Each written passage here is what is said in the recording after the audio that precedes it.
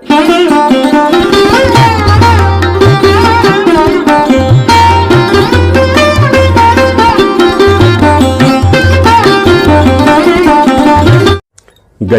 भूतगणादि सेवितं कपित्तजम्बू फलचारुभक्षणं उमाश्रुतं शोक विनाशकारकं नमामि विघ्नेश्वर पाद पंकजम। प्यारे मित्रों, जय श्री राम।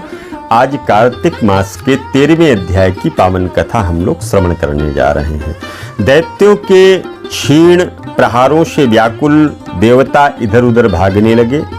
तब इंद्र आदि को इस प्रकार भयभीत देख करके गरुड़ पर चढ़ करके भगवान विष्णु युद्ध के लिए आगे बढ़े और उन्होंने अपना सारंग नामक धनुष को उठा करके जोर से टंकार किया, जिससे त्रैलोक्य गूंज उठा।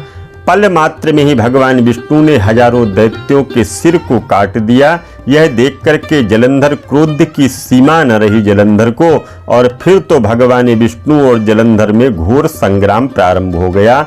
बाणों से आकाश भर गया और लोग आश्चर्य करने लगे। भगवान विष्णु ने अपने बाणों के वेग से उस दैत्य की ध्वजा, रथ, धनुष सब काट डाले। एक बाण से उसकी छाती पर प्रहार किया। इससे व्यथित होकर के अपनी प्रचंड गदा उठा करके गरुड़ के मस्तक पर मार दी और गरुड़ पृथ्वी पर गिर पड़े।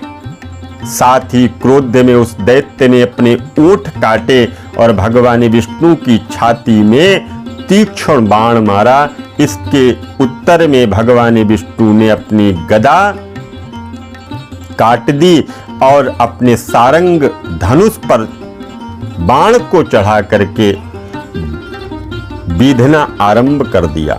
जलंधर भी उन पर अपने पैने बाणों का प्रयोग करता रहा। उस समय जलंधर ने भगवान को कई पौने बाण मारे और दिव्य धनुष को काट दिया। धनुष के कट जाने पर भगवान ने गदा ग्रहण कर ली और शीघ्र ही जलंधर को खींच करके मारी, परंतु उस अग्निवत अमोघ गदा की मार से वह चलायमान न हुआ और मंदोमत्त हाथी के समान, यदि मदमस्त हाथी होता है उसी हाथी के समान उसे यानी गदा की मार को भी फूल की तरह ही उसने जाना।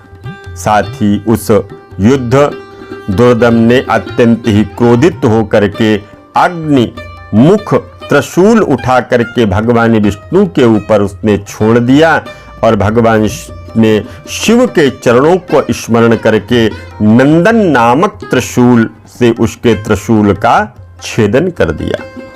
जलंधर ने झपट करके भगवान की छाती पर मुष्टिका का प्रहार किया और उनके उत्तर में भगवान विष्णु ने उसकी छाती पर भी मुष्टिका का प्रहार किया।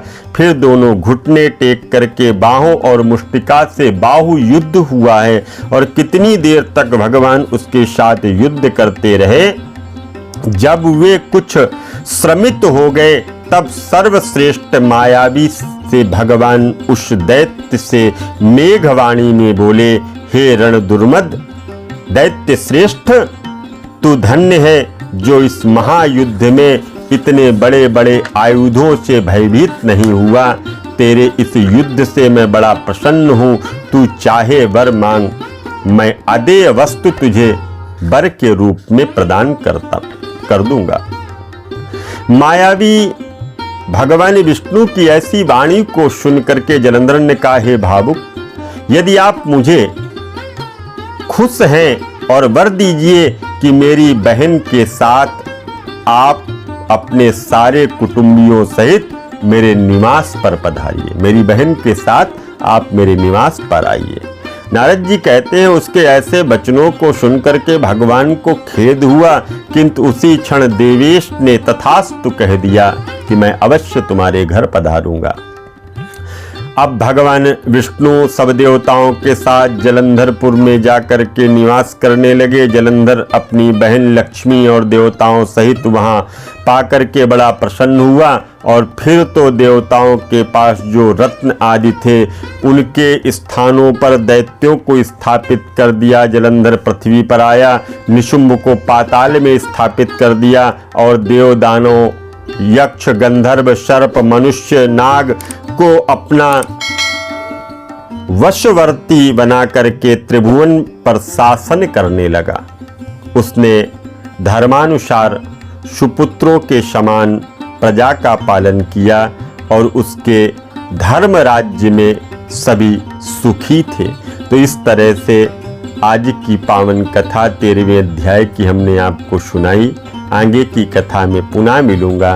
तब तक के लिए आप सभी को जय जय श्री सीताराम।